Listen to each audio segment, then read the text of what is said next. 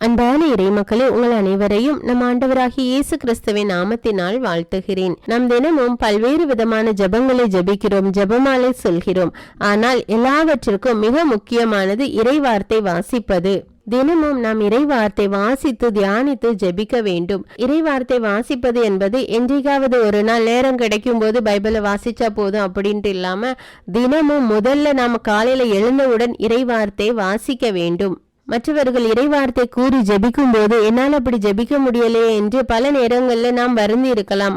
அதற்கான காரணம் நாம் இறைவார்த்தை வாசிப்பது கிடையாது. இறைவார்த்தை நாம் நம்முடைய உள்ளத்துல பதிய வைப்பது கிடையாது. அதனால் தான் நம்மளால் அந்த இறைவார்த்தைகளை கூறி ஜெபிக்க முடியவில்லை. நம்முடைய சேனல்ல அநேக இறைவார்த்தைகளை தினமும் திரும்ப திரும்ப தொடர்ந்து வீடியோவாக போடுகிறேன். திருவிவிலியத்தை திரும்ப திரும்ப வாசித்து வீடியோவாக போடுகிறேன். அதையெல்லாம் கேட்கும் போது உங்களுடைய உள்ளத்திலே இறைவார்த்தை வாசிக்க வேண்டும் என்று உங்களுக்குள்ள ஒரு உற்சாகம் வர வேண்டும் என்பதற்காகத்தான் அதை தொடர்ந்து நான் திரும்ப திரும்ப வீடியோவாக போடுகிறேன்.